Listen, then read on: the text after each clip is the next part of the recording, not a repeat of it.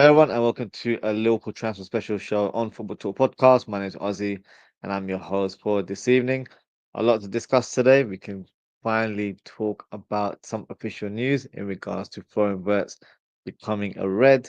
We can also discuss a potential move that could be in line, possibly tomorrow, possibly next few days, and that is Milos Kerkez.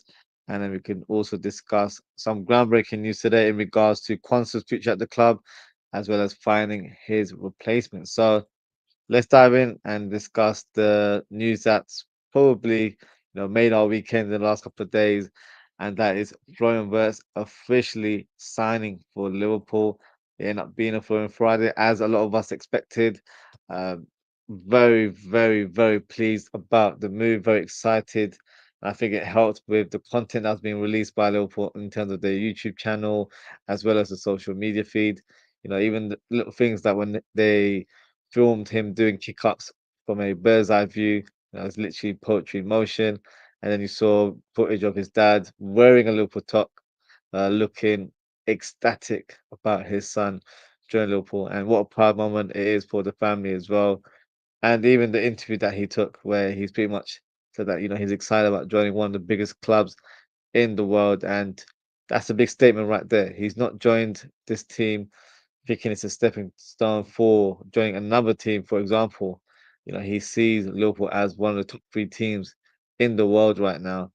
And that should be a positive for us Liverpool fans because we do kind of get worried that when we sign a player, are they here for the long term or not? From what, the way he spoke, um, he's got a very refreshing way into how he speaks. He's very direct. Um, he's ambitious in terms of what he was saying. He wants to be one of the best players in the world. He wants to win titles, which is probably the normal thing that you say when you join a new club anyway. But you can hear the belief in his voice when he says this out loud. So I'm ecstatic about this move. It's been you know we've been waiting for days and possibly even weeks to some extent where we just wanted to get that clarification that he is going to be a Liverpool player, and it finally happened. And look, rival fans will tell you otherwise that this signing is not that much of a big deal. Well, let me say this out loud: they're in for a huge shock because this is the biggest transfer of the window, in my opinion. I don't think anything gets close. If Isak was to join Liverpool, that would probably be the closest thing to rivaling this impact of a signing of this window. Um, but I would still regard Florian Wirtz as the huge or the biggest transfer in this window, not just in the Premier League, I would say across Europe, because you're not going to get this caliber of a player moving to a different club this window. This is a player that, for me, is one of the best in his positions. I'm not just saying that because he's a Liverpool player now, but he is. He is one of the best number 10s in world football. He's a player that we all thought would possibly join Man City or could join Bayern Munich in terms of being in the same league that he's currently played in over the years, and just making that normal transition as the best talents end up going to Bayern Munich in the Bundesliga anyway. That never occurred. We kind of broke that mold, and yeah, definitely deserved the part in that element. But this is a big, big sign. I don't feel like we'll understand the impact once we see him in action, because I feel like that's when we'll realize that this is a special, special player in our hands. So, you know, we should be excited as Liverpool fans. We don't tend to make these type of signings so often. Hopefully, it's one of many going forward. But we spent 100 million, which is the base price, plus 16 million in add-ons. So of course, he has to achieve certain clauses in order for that to be activated. So on paper, if they were activated, then it would be the biggest transfer in Premier League history. But at this stage, it's not. It's 100 million. It's the same amount that Arsenal paid for Declan Rice and what Man City paid for Jack Grealish. And I truly believe that he'll make a better impact than both of those two players put together. So I'm very excited about this signing. Really looking forward to preseason. I was, missing watching Liverpool, but having the likes of Frimpong and Wirtz, joining the club, preseason just seems like, you know, a long time away because it's a few weeks now. But I'm highly anticipated in terms of wanting to watch preseason, because preseason, you can't really make too much of it. It's just it's just training ground football more or less. But to see these guys in action and to see how we're going to set up tactically is going to be a very very exciting prospect for us. And speaking of tactics, Wirtz will bring a different element to our game, in my opinion. He is a traditional number 10, but he's so athletic in terms of what he brings to the table, in terms of his dribbling, his tactical approach to the game, in terms of finding the ball, but seeing the picture before anyone else. He's very creative. He's an artist on the pitch. That's the best way to describe him. And he's capable of scoring all types of goals. He's capable of scoring tap in, is able of scoring long shots. He's a very different dimension type of player. Someone that we don't really have in our team. We have Sabozla, who is a player that's played in an advanced midfield role, but he's not really the creative spark. He's not the one that threads that through ball the way Florian Wirtz does. And Florian Wirtz is very intelligent, even just the way he dribbles. He's a nutmeg king, so us street ballers, we're going to enjoy watching that to that extent. He's very comfortable on that left wing. He can even play on the right. I've seen him play there for Bayer Leverkusen, but it's not his, favorite position. I think we're going to see him playing number 10 and on the left hand side quite a bit this season. He's going to probably rotate those positions and probably depend on the opposition or it depends on the personnel in terms of who is in the Liverpool lineup. If it's a boss lad, then those two players might interchange. So, it's going to be very interesting in terms of how he plays. But all I know is that he's going to be in the team, pretty much a shoo-in in terms of our lineup. But he's going to be impactful. He can even play that false nine role. But I'm sure a lot of us are hoping and praying that we end up signing a real number 9 this window. And I think that will definitely complete this one has been probably one of the best windows in history. Right now, it is on course. We've signed Frimpong, we've got Wirtz, we're on the verge of signing Kerkez, and I feel like if we can get a striker and a midfielder and a centre back as well, then we're talking. So very, very exciting in terms of what he'll bring to the table. And Frimpong, he did an event today in his local area and spoke about Florian Wirtz and basically described him as a winner. He's a special player. He said he's a hardworking guy. So that's good credentials to have in this new signing that we're going to see very soon. And he says the league will love him. He doesn't crumble under pressure. He actually likes the pressure, and he's the type of player that makes you enjoy watching football. So, these are very, very positive words in regards to Florian Wirtz becoming a Liverpool player. In terms of, finer details, the shirt number that hasn't been announced, that wasn't presented in his presentation on Friday. So that's going to be interesting because, he's normally worn number 10 at his previous clubs, and I think he wears that for the national team as well. But of course, we've got McAllister wearing the number 10, so it's not going to be where I think he demands for that number. He's already mentioned that in an Instagram story a few weeks ago, so that's not on the cards. So it'll be interesting to see, what number he picks. Feel free to let me know in the chat, what your prediction is. I think he'll. It depends. If Luis Diaz leaves, I think he'll go for number 7. If not, I think the most likely number could be 19.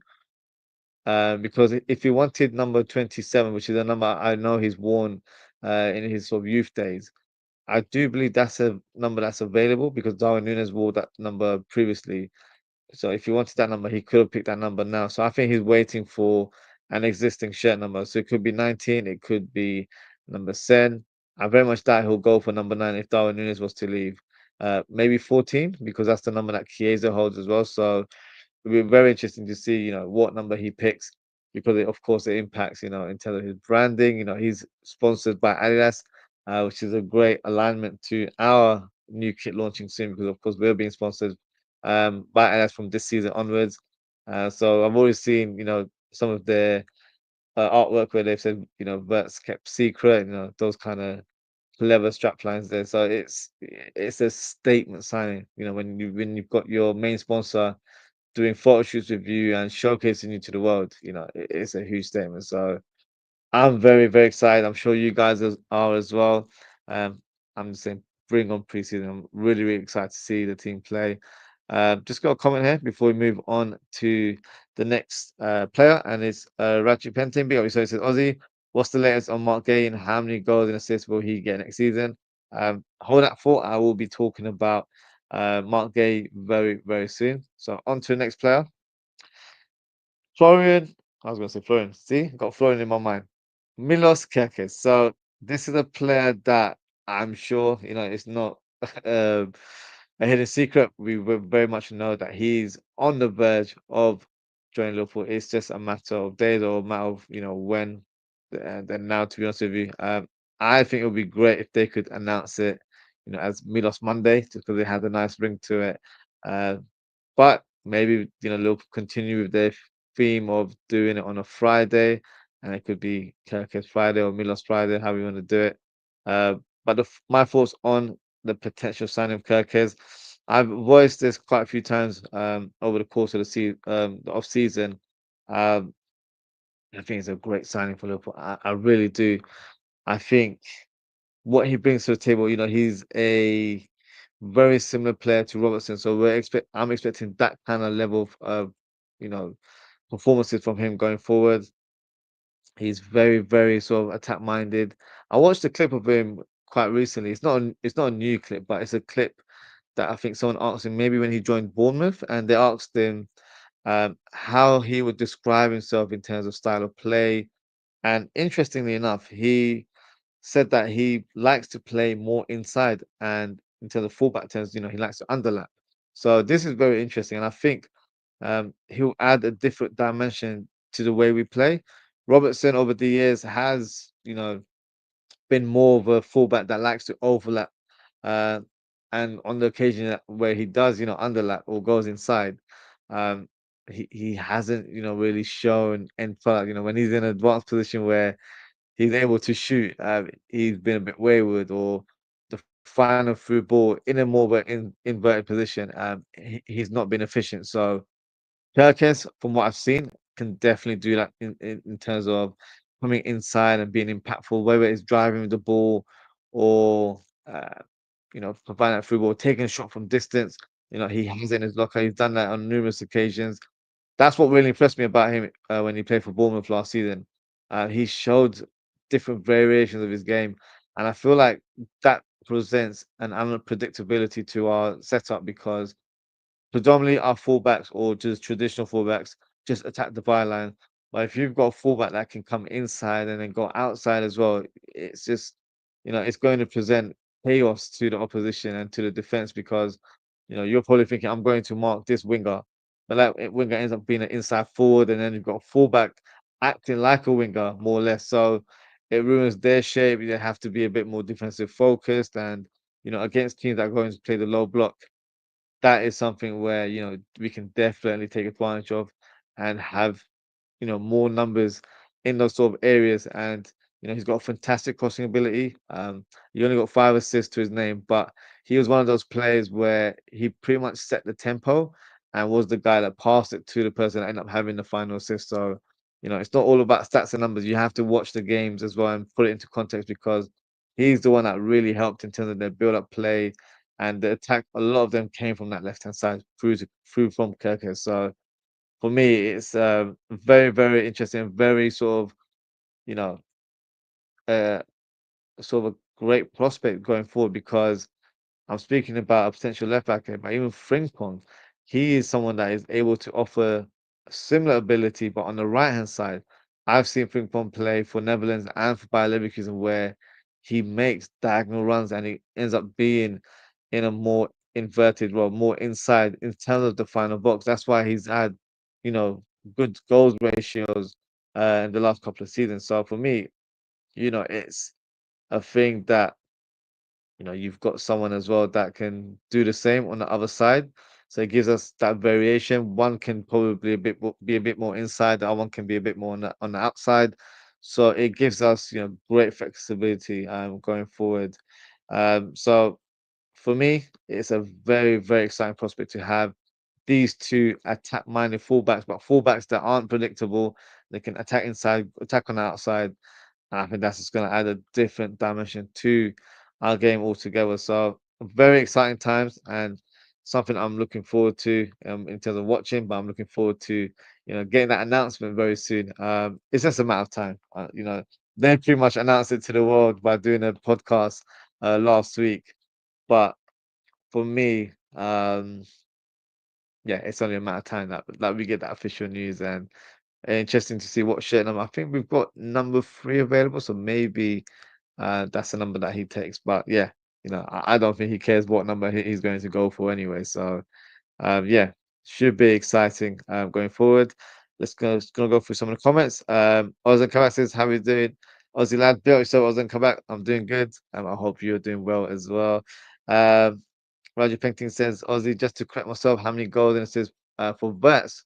Fair enough. Okay, in terms of Verts, I don't want to push the envelope and give him crazy numbers to achieve because remember it is his opening season. But a player of his uh, quality and his magnitude, I'm expecting double figures for both goals and assists. Now that might sound like crazy because he's entering a new league and all that sort of stuff, but I feel like he has that in his locker to produce that kind of outlook. So for me, you've got to set high expectations, and I'm sure he does that as well. All the top players, they're not going to aim for a low number. They're going to try and give themselves a target that is difficult, but is still attainable. So I think that's what he's going to do. And I think double figures for goals and assists, I think is achievable target for Florian Wirtz because he has that ability.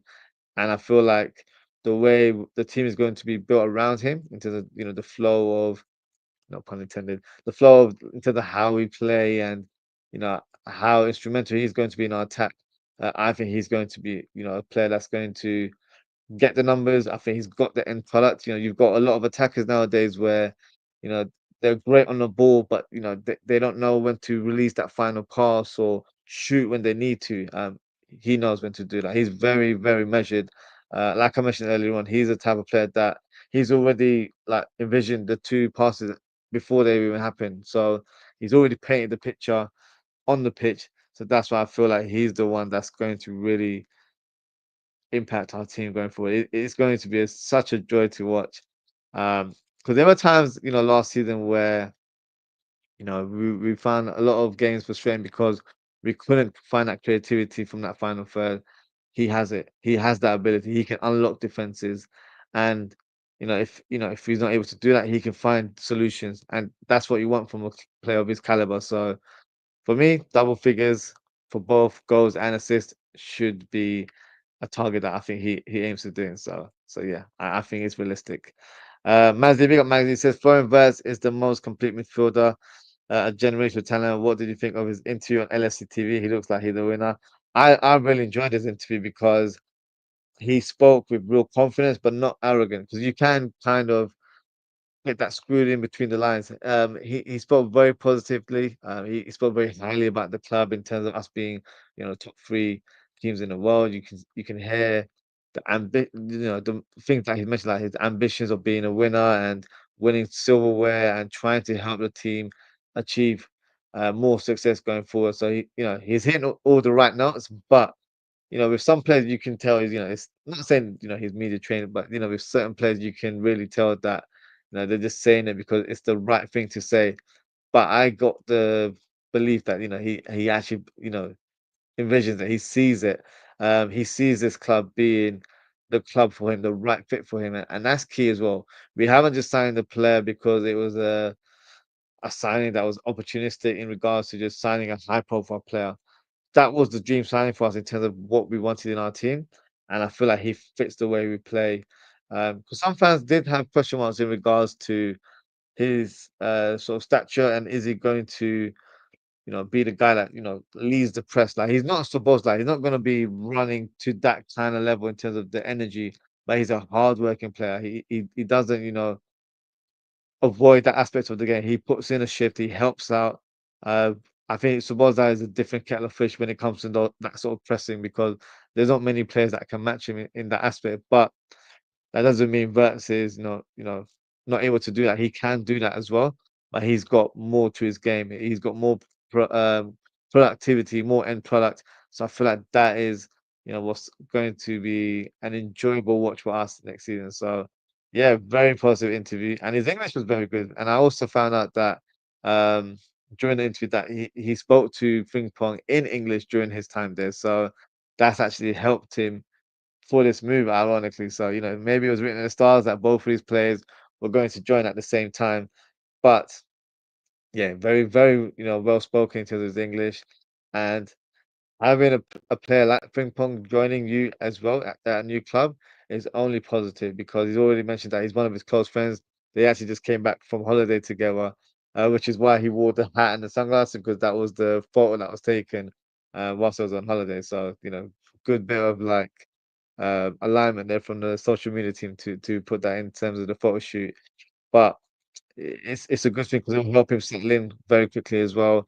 And Frimpong seems to be a very positive character, so having your one of your best mates join you as well, it only bodes well for this team going forward. So yeah, very very exciting in terms of seeing Florian Wirtz in the Liverpool ship, as well as Frimpong and Kerkez as well.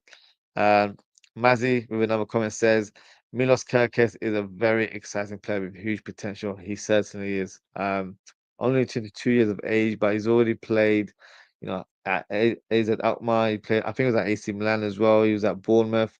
The performance he showed for Bournemouth this season, for me, the more I watched, I was like more convinced that this is the guy that we need to sign.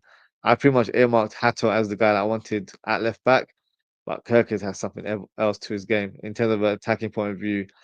And I feel like it's going to really revolutionize the way we play because we're going to have two fullbacks, kind of going to be reminiscent of when we had Trent and, sorry to mention his name, but Robertson as well, those years ago, as two attacking fullbacks rather than someone inverting. We're going to have that sort of way of playing. So for me, it's going to be a great joy to watch. And yeah, I think us Liverpool fans should be excited about that.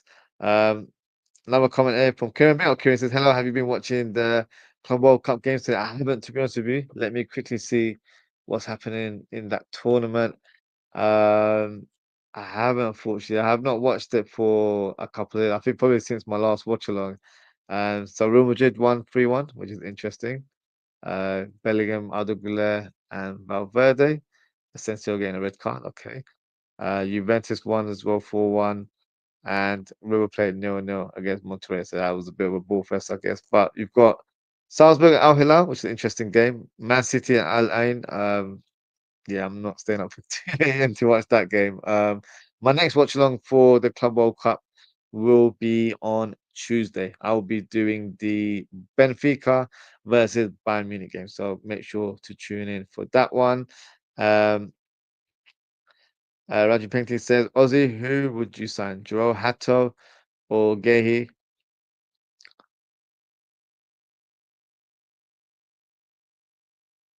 I would sign Guehi, even though I'm a big fan of Hato, which kind of contradicts everything I've said over the last few months. But I'm looking at the current situation in terms of, we're going to speak about the next player as well, which is Quansah. So with Quansah leaving now, you know, I feel like it's very important to find the right type of replacement. And I think a player of experience is probably the right call. Hato, as talented as he is, I would be slightly concerned if he came in as third choice.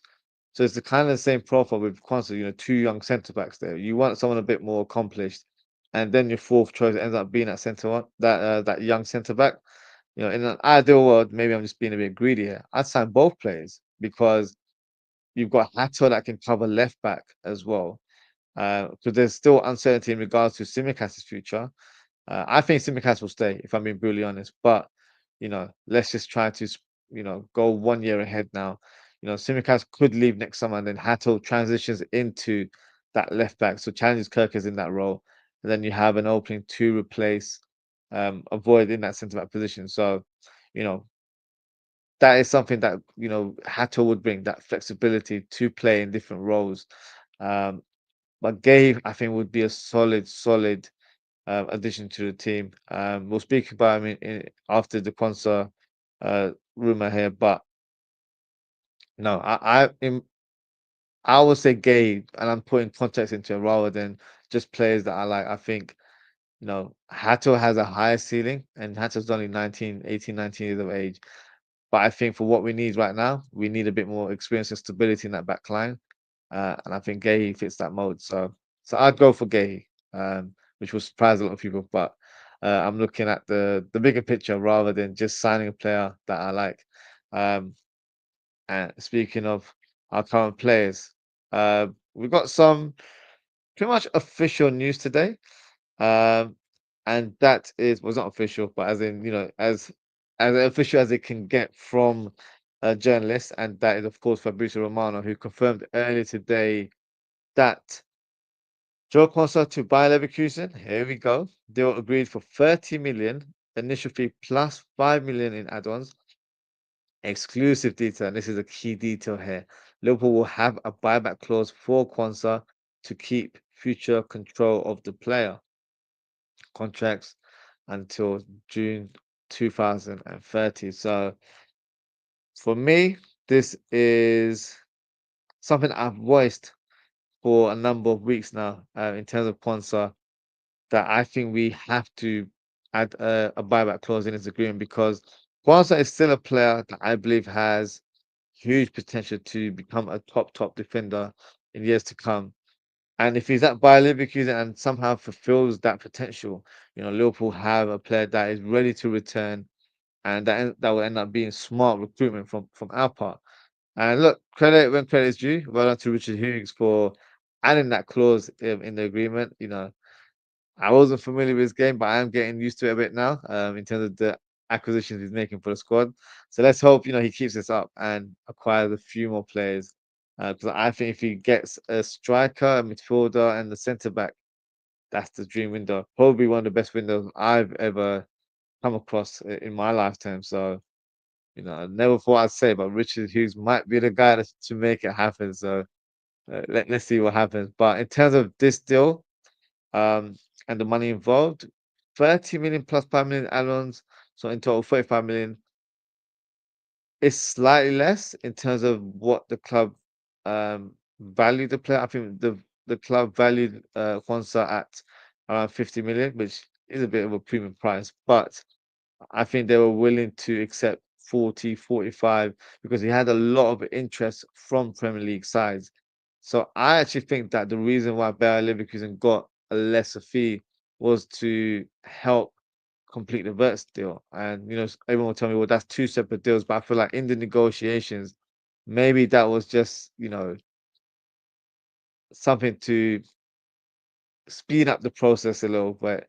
And I'm not mad at that, to be fair. I think it's actually quite a smart way of operating, and it's clever negotiations, because with the Wirtz deal, those deals tend to get prolonged quite a bit because of the magnitude of the deal, the money involved, and sometimes, which hasn't been the case with Bayer Leverkusen, some clubs do end up getting a little bit greedy because they know they can milk it a little bit more. But in this situation, I think it was quite clear that Liverpool had a price in mind, and I think the slight delay would have been the Quansah negotiations, because they wanted him as part of the deal. But from a financial point of view, having it as a swap deal would have made sense in terms of presenting it to your leagues, in terms of the profit and loss and all that sort of stuff. So it's better to have it as separate deals. So they already had discussions about Quansah whilst they were completing the deal for Florian Wirtz. So I probably think that's probably why we've presented a slightly lesser fee, but 35 million, 30 plus 5 on add-ons is not a bad deal. I'm probably comparing it to the deals we concluded last summer, where we saw Vandenberg and Carvalho for 30 million each. So I was thinking, Quansah's better than those two, in regards to that he's more experienced, he's had more games in the Premier League, is a bit more accomplished in comparison to the two. So maybe we could have got 35, 40, but I'm not mad at the fee. I think it's a decent amount of money. I think, for us to have that buyback clause, it's interesting to see, because I know some clubs have a time limit to when they can activate that clause. But from what Fabrizio Romano's tweet there, it doesn't look like that's the case. So I feel like it's something where, you will keep an eye on him in terms of his development. If he really excels, he could return as addition as an additional member of our defense, or he could be replacing a Konate, or he could be replacing a Van Dijk.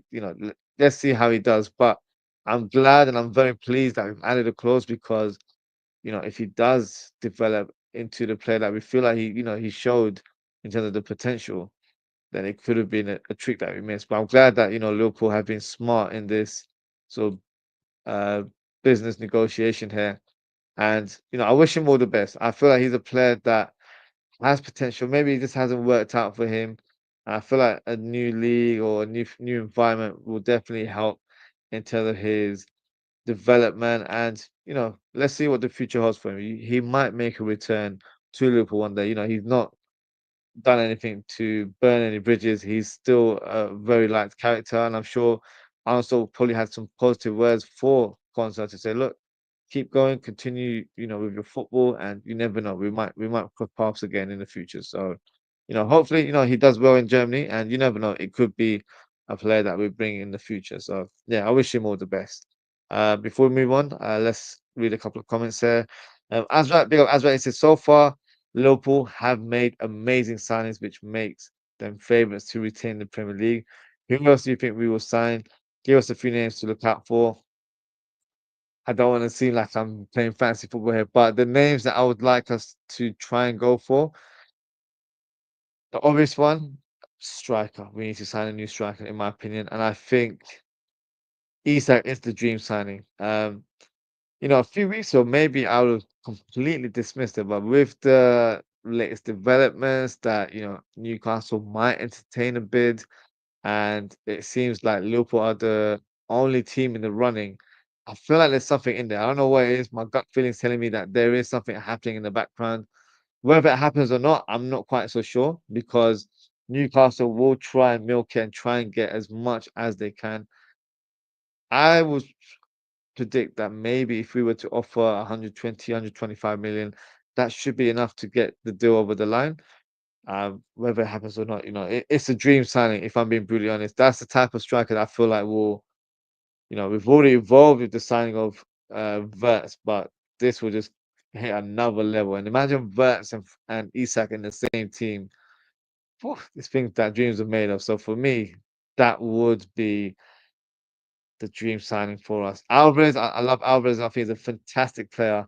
I just don't think Atletico ready to do business. But Isak is the one that I feel like, maybe he's had words. Maybe he's actually voiced his, ambition to join Liverpool, to the club. So that's why they've been a bit more free in terms of not completely say he's available, but to say, look, we'll listen to offers. If the right, valuation is met, we can discuss terms. So that's just, another way of saying that, if Liverpool give us a big bid, we'll consider it. So that's the dream signing there. Now, in terms of other areas, the centre back one, I actually think Guehi would be a good addition to our squad. I actually had Diamonde as the guy that I wanted in the team because I feel like he's someone that would have been very adaptable to the way we play. He's very similar to Konate in terms of the way they play and the physicality that he brings to the table. But it looks like he's actually over to Palace, so I think Gay is a good signing for us. Who else? I would love for us to get another midfielder. I I don't think we will. If I'm not trying to sound negative here, but I feel like our next focus will be signing two more players, and it will be a centre back and a striker. Because I think in terms of our midfield, we do have adequate names. So we have the likes of Gravenberch, McAllister, Jones, Endo as your four players there, and then if we've got Bashes, that's another one. I would love for us to get one more. I think one more would just complete the squad altogether. If I was to give you a name, we've signed two players from one club in Bayer Leverkusen. Let's go back to Palace. Let's get Guehi and let's get Adam Wharton. That would be my dream signing. Um, Another alternative would be Angelo Stiller. He's a player that, I think would add a different dimension to our team. He's not like McAllister, he's not like a Gravenberch, but he's kind of like in between where he's a deep playmaker, left-footed, but very good defensively. He can definitely sniff out danger and play, good balls from a deep position going forward. So Andrew Stiller could be additional one, but because I've seen Wharton a little bit more into the first hand, I think he'd be a fantastic addition to our team. But I don't think that's going to happen. But we probably said a few weeks ago that Wirtz wasn't going to happen. So who am I to say or dismiss any potential signings going forward? So that would be the dream scenario. And if we were to sign those players, yeah, we're going for the quad. Not to jump the gun, but we'll be going for all of the trophies because that would be one of the strongest squads in Europe, in my opinion. So let's see what happens. But that would be the dream scenario for me. Dad, big up Dad. He says big up Aussie. When we find out shirt numbers for next season for new players. So Frimpong's already got a shirt number. He's number 30, I believe. Kerkez, once that's announced, I think he'll pick a number. I think 3 is available. I might be wrong. Um, I think that is. I don't think we have anyone with that shirt number. So, um, because Joe Gomez is number 2, and then you've got Van Dijk as your number 4. So I think Kerkez will take number 3 because it's the available number. The Verts one, I think he's waiting for a particular number, because you've got the likes of Elliott and Diaz and Nunes that are on the verge of leaving the club, possibly. Diaz, possibly not, to be honest with you. Nunes and Elliott are most likely. I don't see him getting number 9. I want my striker to have number 9, i.e. Isak. So I think maybe number 7 if Diaz was to leave, or number 19. 'Cause I know a lot of players that generally like number 10 go for 19 because 1 plus 9 is 10. So that could be the shirt number that he goes for. So I think he's just waiting on a particular number. Um, because Frimpong's got a number, I believe. So yeah, I think that is what we'll wait on. Kieran's just corrected me. Endo's on 8. He's got number 3. So what shirt number would Kerkez get? Hmm,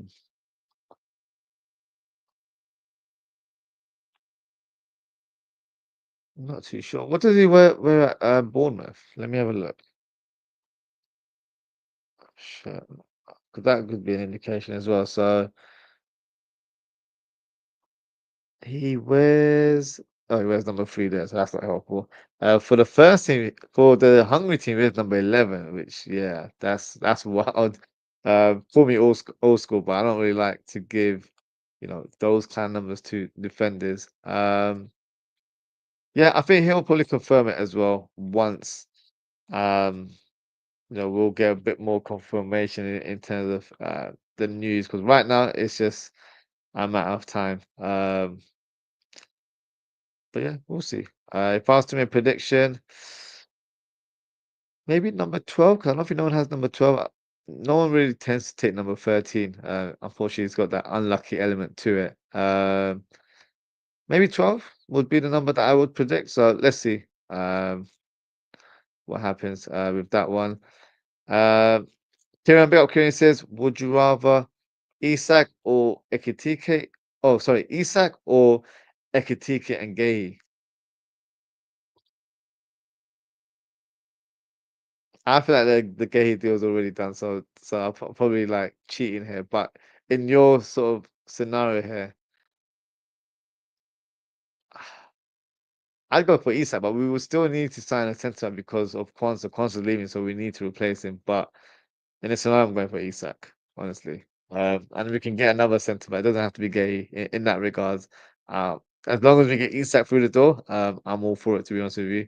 Azrak says 35 million is a very good price for Quansah. Do you think he'll do well in the German league? And do you think we might activate a buyback clause in the future? I actually think he'll do well in the German league. I think with Quansah, it's more down to, you know, is he going to adapt to the league in terms of culture, lifestyle? Because he'll have to learn German as well. So, you know, footballing wise, I think he can. He can do. He'll be a great player in that league. But will he adapt to the surroundings, and is he going to be accustomed to the environment, all that sort of stuff? That's the off-field thing that could be a question mark in terms of his development. But if he adapts very well and performs to his level, I think he'll smash it in the German league. And I think if it goes to plan and he performs at a high level, I actually can see him returning to the club. I feel like he's very highly regarded. I think with Arne Slot, just different ideas, and he analyzed the player and thought he's not quite ready for the first team in that regards. And when I say first team, not just to be fourth or fifth choice, to be you know fighting for a spot in the lineup or being third choice where you're covering or you're competing to be in the starting lineup. So I feel like it's a good move for him. It helps in terms of his development. Playing in a different league, I don't think there's any harm in terms of his sort of profile, and it probably gives him a bit more leverage to be selected for the England national team as well. So for me, I think it's a good move for all parties. We get a good deal. You know, let's say in a couple of years' time we actually activate the buyback clause. This 35 million just ends up being, you know, a loan deal that this wasn't covered as a loan deal. We got 35 million out of it. So, you know, let's see what the future holds. I do feel like he'll do well there if I was to make a prediction. But look, end of the day, even in terms of the short term, 35 million is a very good deal. So I do agree with that. Um, Kieran says 12 is open. I think 12 could be consideration. 13 as well, but I feel like 13 players don't tend to like to pick that number just because of superstition, all that sort of stuff. So you never quite know. But yeah, I think those will be the numbers that are available. So let's see who or which number Kerkez ends up picking. And the final rumor for today is regarding Marc Guehi. So this was the tweet that was shared a couple of days ago by Fabrizio Romano, and he's tweeted by saying, as soon as Jarell Quansah deal is completed, in brackets very soon, which is pretty much done now, Liverpool will activate centre back options. Marc Guehi is on the shortlist for months and appreciated by Liverpool as well as more Premier League clubs. Diomande can be his replacement at Crystal Palace. So that is something that I mentioned earlier on, that I do believe that um, Diomande is being signed to replace Guehi in the Crystal Palace team. Um, and I think Liverpool have pretty much earmarked him as the number one target to replace Quansah in our squad. Of course, in terms of his situation, he's got 1 year remaining of his contract. And the latest developments that I've seen across online platforms is that according to Standard Sport, not sure how reliable they are, but let's just, present the information anyway. They have said that Marc Guehi has decided to leave Crystal Palace. Now, I don't know if that's him handing the transfer request, which I don't think is the case, but maybe his voice, his desire that he wants to leave Crystal Palace this summer and not sign a new contract, and he wants to join Liverpool um, very, very shortly. Liverpool are pushing and hoping to sign Marc Guehi, but the fee that we're pushing for is £30 million due to his contract situation. Now, if we sign Guehi and replace him with Quansah for the same amount of money, that is a ridiculous bit of business. In Gay, you've got a more accomplished and established centre back with Premier League experience, and he also possesses great leadership qualities that he's shown for England and for Crystal Palace. Uh, he's a player that can play both feet. I actually thought he was left-footed at one point, but because he's always played left-sided for Crystal Palace, he's shown ability to, hit the ball with both feet and has done it very sort of um, in an accomplished way as well. It's not just him, hitting a flute ball with his left foot. He looks very tailored in terms of when he does that. He's very much adaptable to playing in a back three or in a back four. So that presents, tactical flexibility for Arne Slot if we wanted to change systems or setups during the course of the season. And no disrespect to Quansah, but for me, Gay is an upgrade to the young defender because you've got a player that is pretty much ready made to come into the team. He's played, far more games in the Premier League, so he's a bit more accustomed, and he will, you know, adapt to that pressure, in my opinion. And having Gay as your first choice centre back in the squad, for me, gives me confidence as you've got a player who's been a solid performer for the last few years. With Quansah, he's still young, so he's still going to have errors in his game. Gay is a bit more accomplished at this stage of his career. So for me, this would be an amazing bit of business, 30 million on Quansah and then signing, Guehi for 30 million for the same price. It's like a cheat code on FIFA right now. That's not something you get just like that. And also, he's homegrown, so he helps in terms of the registration for the squad. So for me, I would be very, very pleased about this signing. I'm not saying just because I think the player is great. I do rate the player. I think he's a good player. I just don't see Guehi as a elite defender. I don't think he's quite there yet.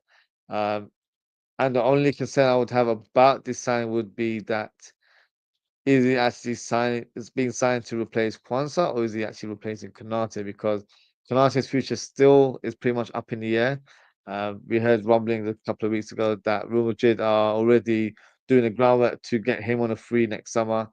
If that is the case, then that's a huge blow, and that's something that I'd be really annoyed if that does actually happening. Um, but let me kind of paint the picture. You know if he's coming in to replace Quansah like for like, and Konate stays, I'm fully on board. I think that's a great signing for Liverpool. But if he's being brought to replace Konate this summer, like let's say Konate's said that he's not signing a new contract, and Liverpool make that step to be like, you know what, let's part ways. We'll sell you now rather than in 12 months' time. And Guehi comes in to replace him, that would be a bit of a concern.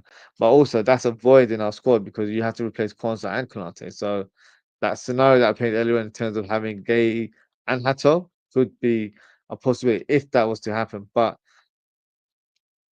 signing Guehi as a Konate replacement for me would be slightly concerning, and for me, I'd be a bit underwhelmed because I don't think he's at the same level as Konate. But we can paint in a different way.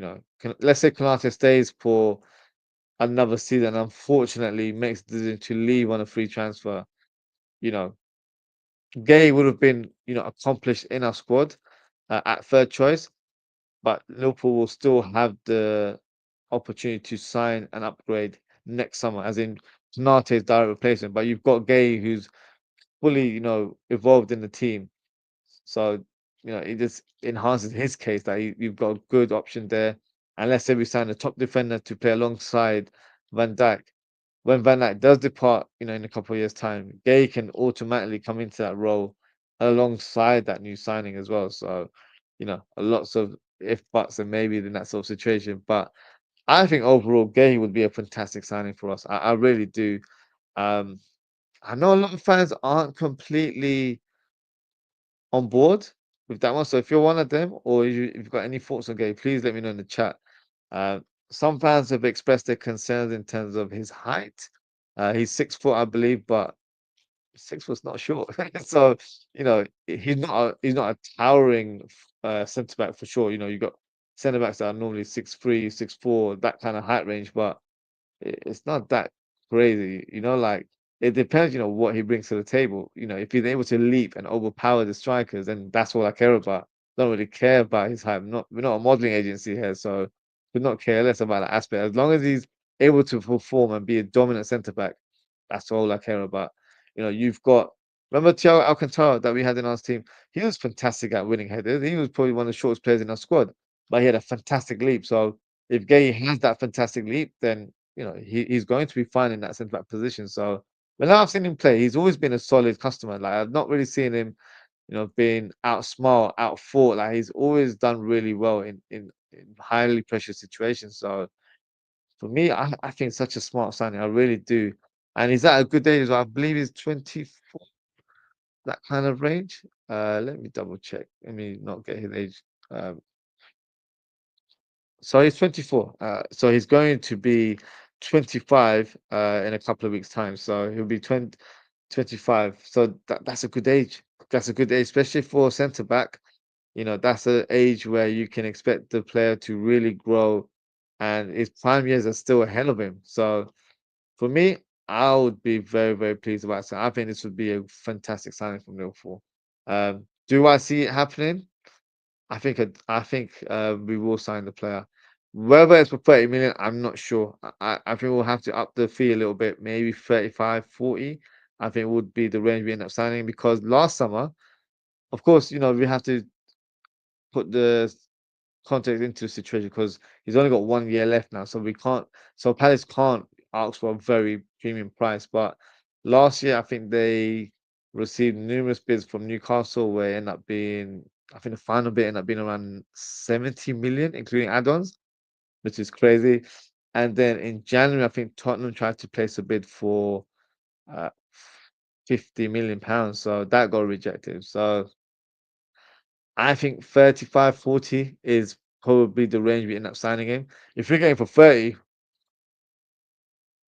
that's a great bit of business from Richard Hughes. And yeah, we'll have to give him a bit more credit on this channel, that's for sure. So yeah, I'm on board on this signing. So I really hope we get some news. I think we'll probably hear it soon if it is going to happen. So only time will tell. But I think he'd be a fantastic addition to our squad. I'm just going to read a few comments before we close the show.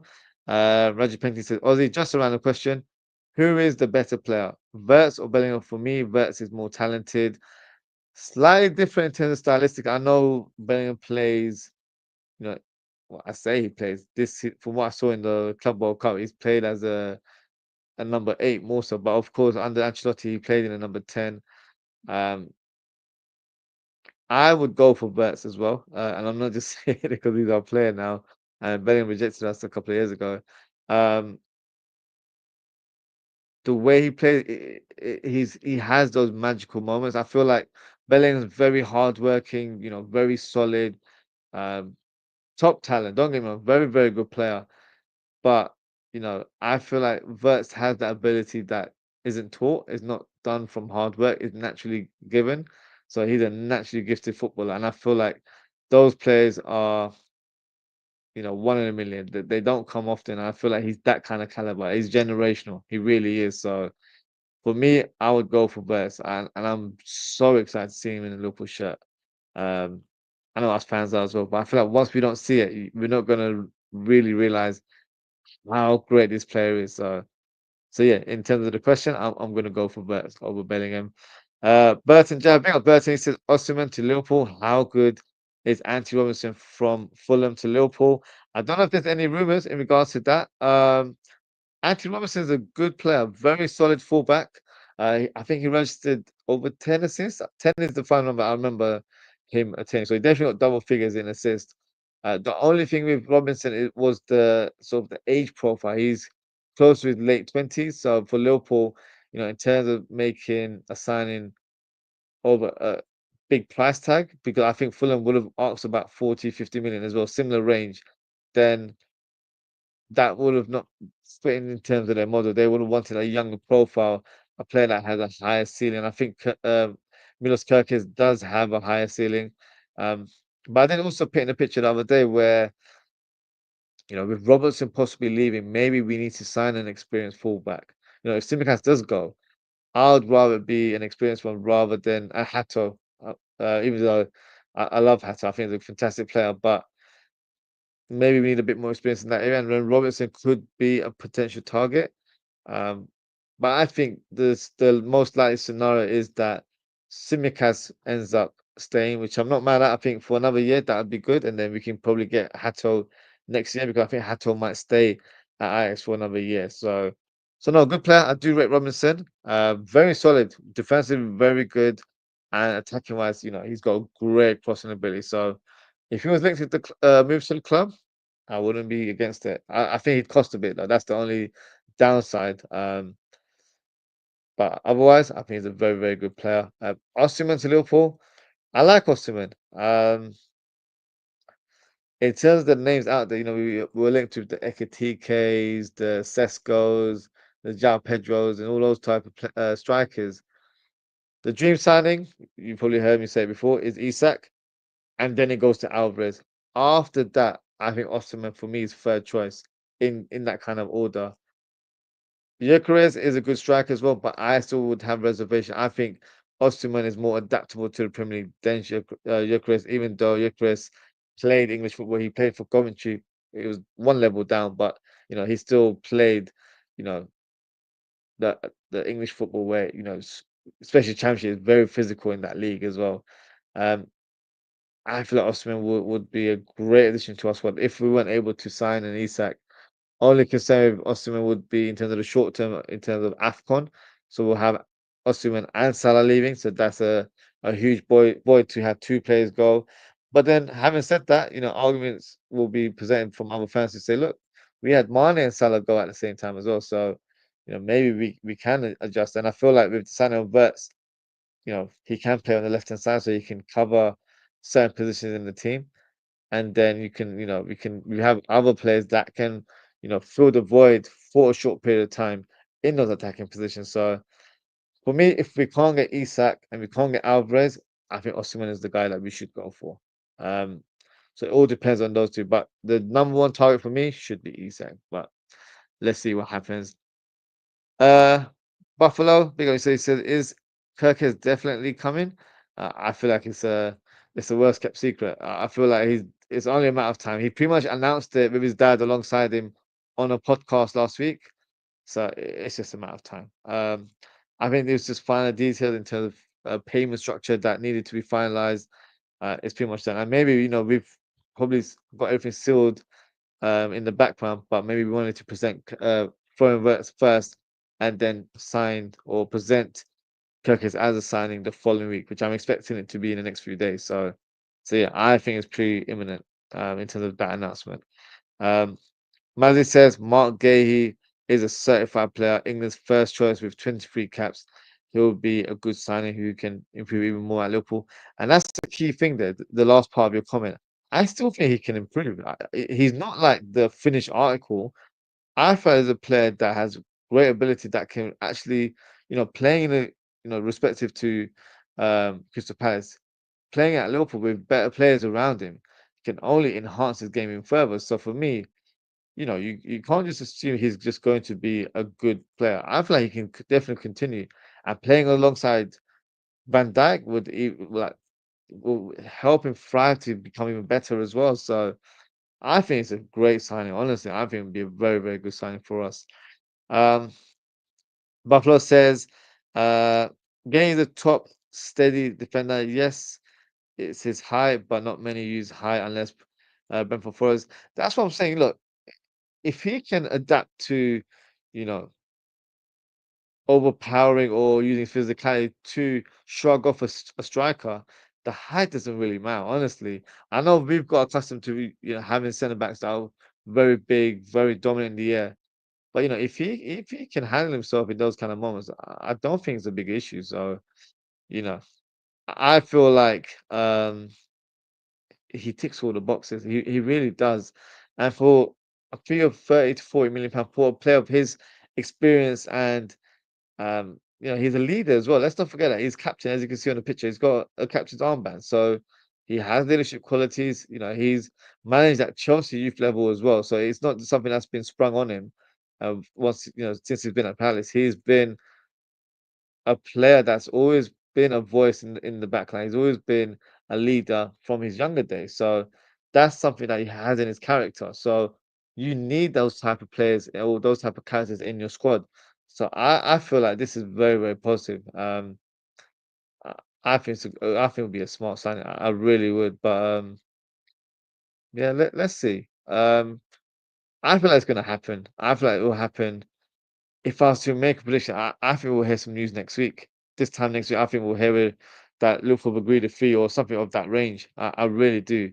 Whether it comes from Liverpool is another matter. But I think from your Romanos or your Ornsteins, I think someone will basically present that Liverpool have agreed a fee. That's just the inkling I get because it just seems like this is the player that we've thought that could be the replacement for Quansah, and I think it's just a smart bit of business. So I'm all for it. I'm all on board for Guehi to join Liverpool Football Club. Um, as well, it says Marc Guehi has Premier League experience. He's performed very well for Crystal Palace, our captain. Yep, and that puts us well going forward as well.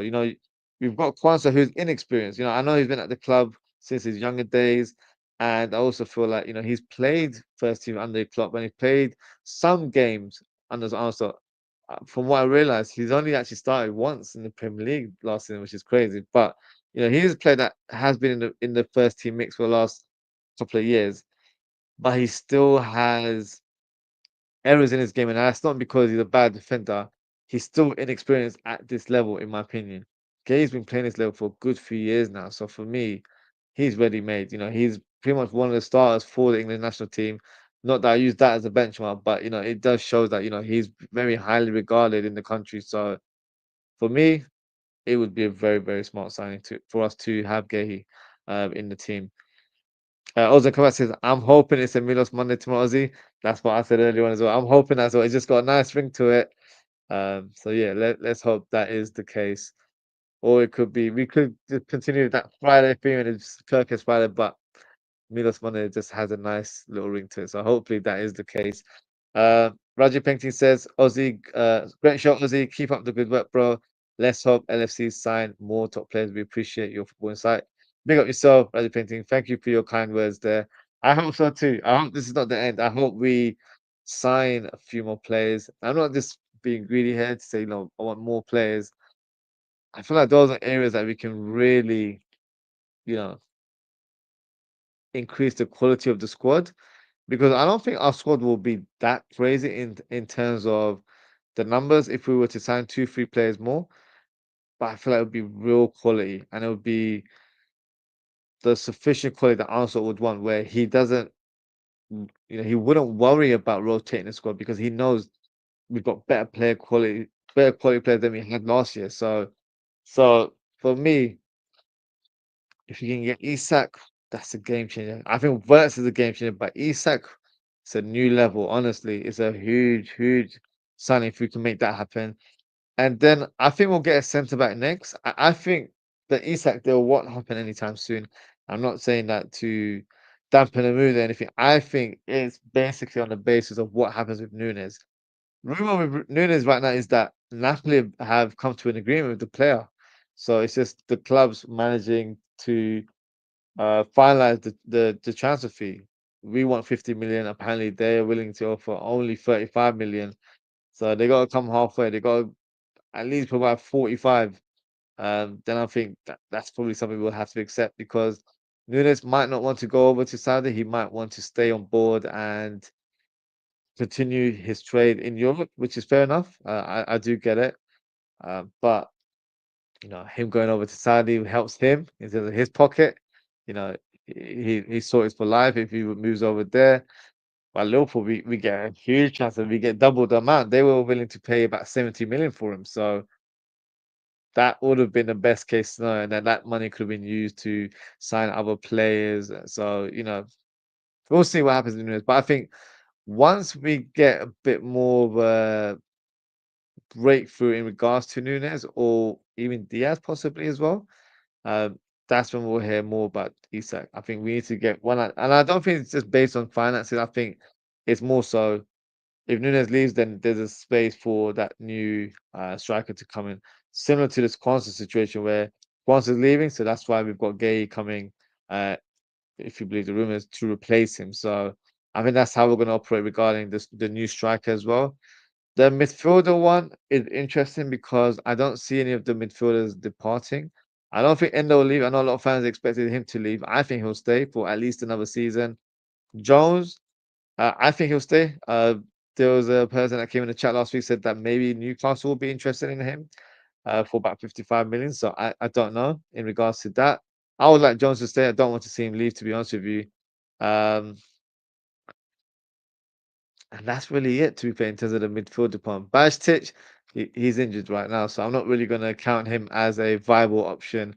If he's there, he's there, but he's going to be fifth or sixth choice, in my opinion. So I would like us to get one more midfielder. So then, we've covered that area with the right numbers. If we sign another midfielder, then we have six, including Bajtic. And I feel like that's a good number to have for that double pivot because I want to rotate groundwork a little bit more. Matasta tends to pick up not huge injuries, but he does have little injuries here and there. So, you know, rotating the squad will just make sure that the players that when they play are more efficient on the ball and efficient throughout the season. Because then some players looked a bit tired as the time went on. So for me, more rotation in that engine room will definitely bode well for me and help the team in order to challenge for all trophies, and we can really give it a real push next season. So yeah, let's see what happens. Um, I can see Daz and Ozan Kabak. Excellent message about yourself, guys. Daz with the comment here. If Darwin goes, do you think Jota gets number 9? Hell no.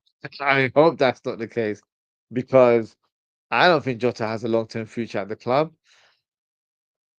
The best case scenario for him, he stays for another year and then we see what we can do because look, and this is not based on his ability. Jota is a fantastic finisher. He really is. But the guy's not available. Availability is also ability in this day and age. And if you're not there, it doesn't really matter how good you are, right? So for me, he needs to prove that he can stay fit. That's the main detail there for me. I don't think you can give him the number 9 shirt. For me, call me old school, but if you're my number 9, you're the guy that's going to play week in, week out. And if you're never fit, what's the point? So Isak or whoever is the new striker should get the number 9. I wouldn't really give it to Wirtz. I don't think number 9 should be the striker. It shouldn't be your number 10. In my opinion. So no, Jota, keeps his number. He doesn't get number 9, in my opinion. And yeah, hopefully that doesn't happen. Ozan Kabak says thoughts on £40 million to Brighton for Harvey Elliott. I think it's a good move for him.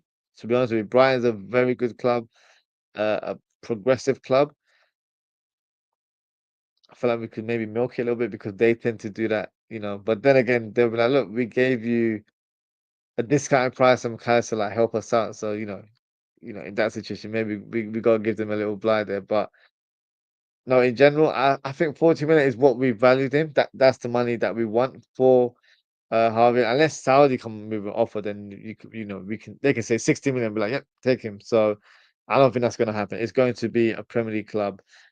And I think 40 million is a good fee for him. I think it's a good club. It's a very good club, to be honest with you. I think it will be a club that fits him well. They do play 4-2-3-1, so it'll be where he gets to play his number 10 position. So I think it'd be a great move for Harvey Elliott. It's a team that challenges for European football. So no, I think it'd be a positive move for him. Mazzy with the comment, he says, if we sell Nunes, Elliott, and Kaiser, how much will we make, and which players do you want to replace them with? So let's do a bit of maths here. So if Nunes goes to Saudi, it's a different, Saudi money is different to European money. So as it stands, it looks like he's going to stay in Europe. And Napoli is, according to rumors, the team that might sign him. So they don't want to spend more than 35. So let's try and do the whole realistic thing. So 35 million for Nunes. And then Elliot would be 40 million. So you've got 35, 40. And Chiesa, how much would Chiesa go for? I don't think Chiesa would go for more than 15, but I think Chiesa might go on loan. But let's just say 15 for argument's sake. So that's 90 million pounds there.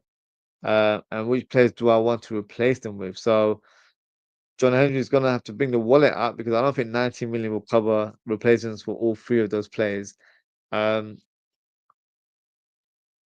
Funny enough, in terms of Elia in the squad, I guess Wirtz is his replacement because we had Szoboszlai and Elliot challenging for that number 10 role in our team last season.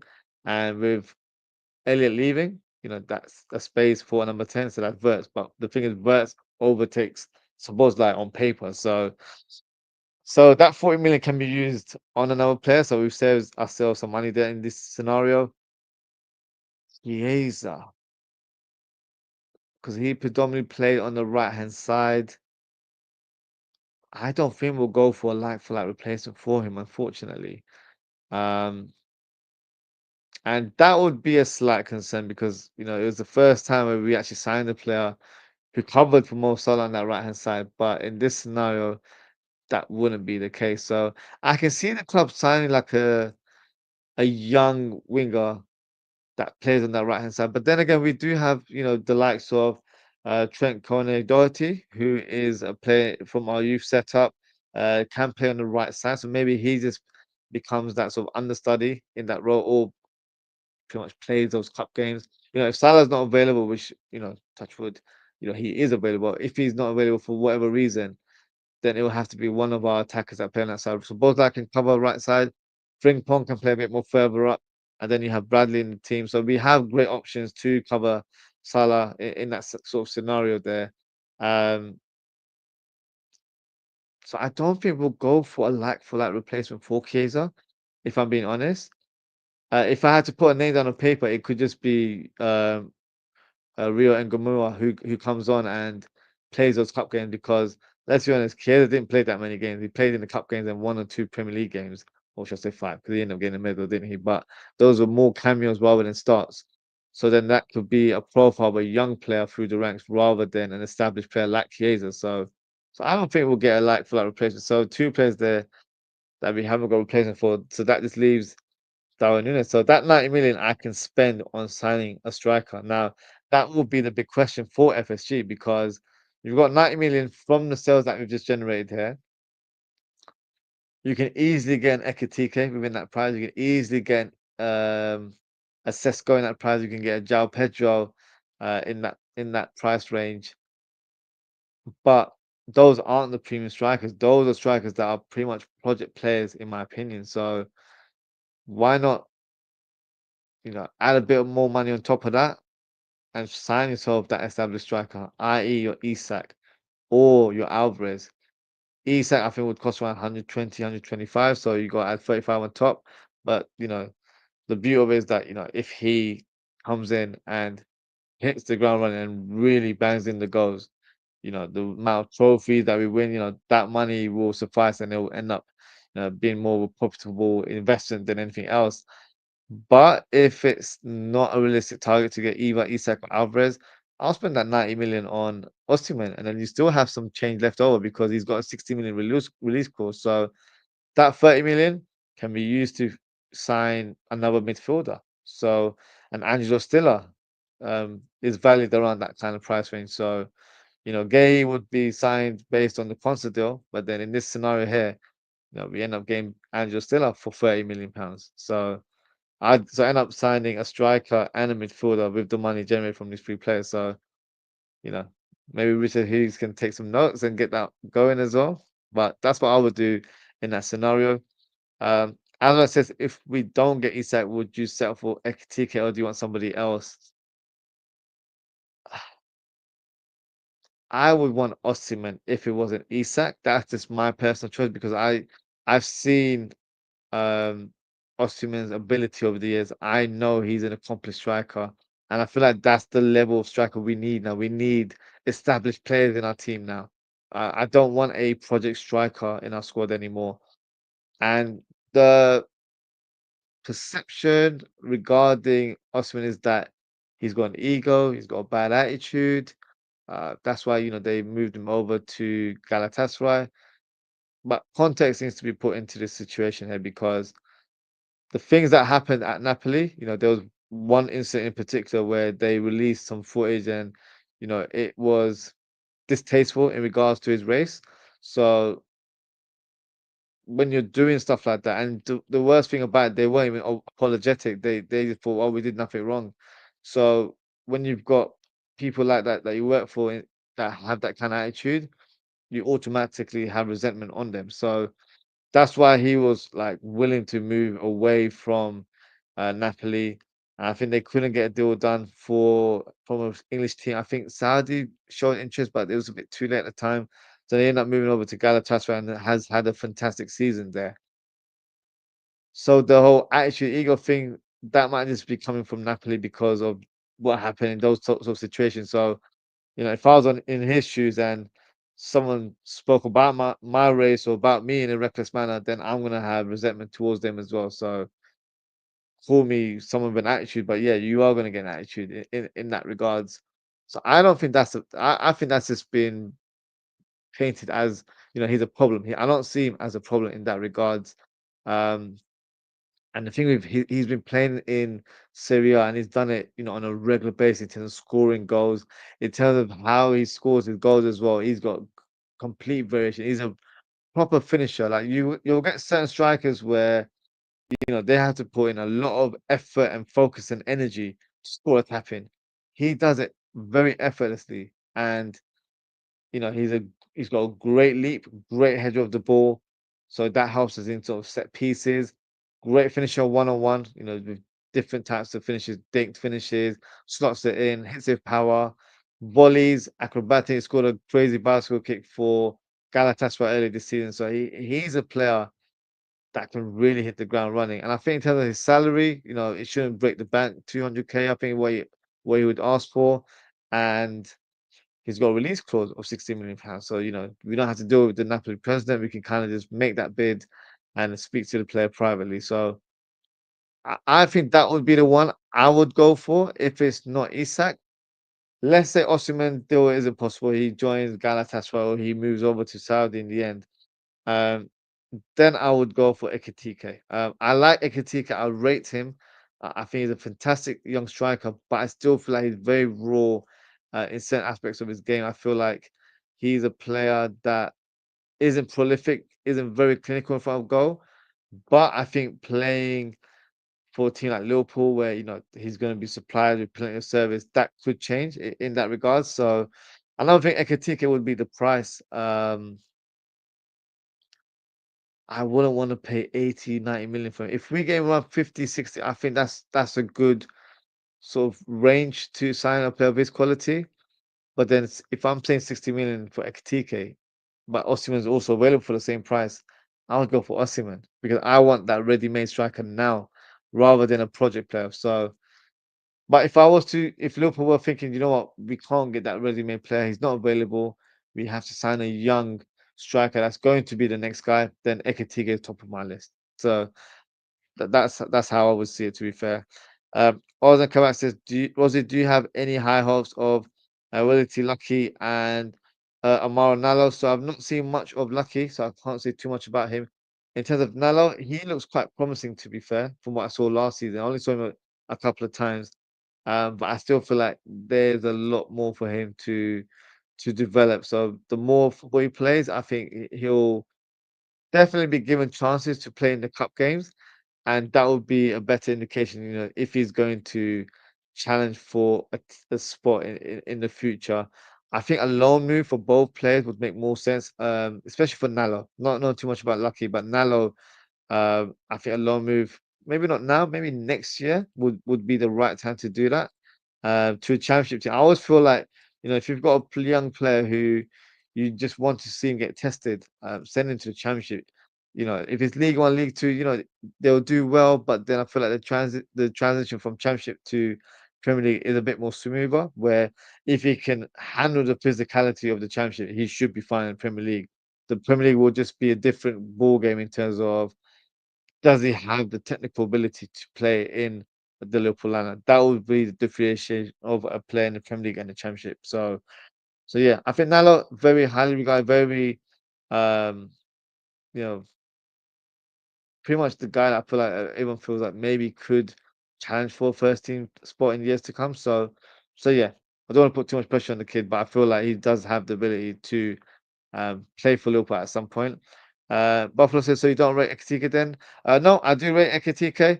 Um, I will just explore the market a bit more and see who's available out there. If Osimhen is available and Ekitike, I would be swayed to sign Osimhen. But if for some reason Osimhen is not available, Ekitike is top of the project player list, in my opinion. I wouldn't go for Sesko. He doesn't tick any of my boxes. I feel like he's very raw.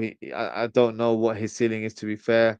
João Pedro, I like him, but I don't know if he's the prolific striker that we need in our team, if I'm being honest with you. Ekitike, for me, has a better all-round game. He can hold up the ball very well. He can take the channels. Um, Very quick fit for a player of his ability. So I feel like he could definitely grow into this team. So for me, Ekitike would be a great option, but the transfer fee would definitely be a, a, a factor as well, because if it's 80, 90, I think that's too much for a player at his level in terms of the development stages right now. So next year, if he was to become more of a prolific striker, then 90 million sounds a bit more warranted. But then again, you don't want to miss an opportunity with a striker 12 months prior and then get him before his valuation really skyrockets. So let's see. Ekitike, he's got a lot of interest from a lot of clubs. So I do expect him to leave this summer. Just not sure where he'll end up. Probably the Premier League is a safe bet, but that could be Liverpool, could be Chelsea, could be Manchester United. Those are the teams that have strong interest in the player. So let's see what happens. Um, that's the last comment there, and that is the end of the show. Thank you so much for tuning, guys. Let me give a shout out to everyone who has been involved today. Thank you to Raju Painting. Thank you to Ozan Kabak. Thank you to Mazzy. Thank you to Kieran. Thank you to Azrak. Thank you to Daz. Thank you to Burton Jav. And thank you to Buffalo. Uh, if I missed your apologies, guys. I appreciate you guys getting involved. Appreciate engagement as always, guys. If you haven't already, please don't forget to like, comment, share, and subscribe to the channel.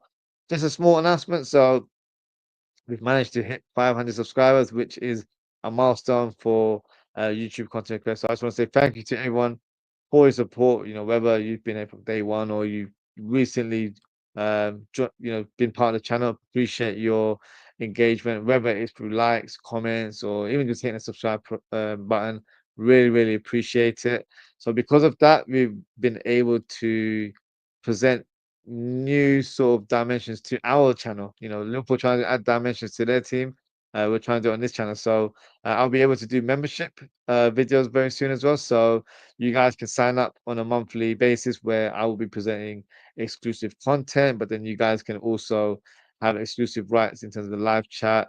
So there'll be different functions available. So there's something to look out for. And also you're able to send me super chats if you want to do that as well. So feel free to activate that function. And also for me, in terms of how I've grown up, in terms of culture, lifestyle, and religion, I'm always someone that likes to give back. So with the membership, if you do sign up with us, £1 for every member will be donated to charity. So that's something I plan to do as long as I'm doing content on this channel. So just a little touch there that I do want to give back as well. Because I would regard myself as very fortunate to be earning money from doing something that I love, which is just talking football. So why not, help someone out in need in this situation? So I feel like that would be a good thing for me to do going forward. So every member, £1 will be donated to a different charity every month. That's something I'd want to do going forward. So yeah, I'll give further details this week. With regards to the membership videos, I'll be doing one in a few days' time. So in terms of upcoming content, I'll announce that with you guys. And yeah, so onwards and upwards, in terms of the channel, the aim is now to get 1K subs. So I'm on the road to 1K. So if you can, please share the channel link to your friends and family. And yeah, let's grow as a community together. So that's it for today, guys. Thank you so much for tuning in. Take care, stay safe, and I hope to speak with you guys very, very soon. Goodbye.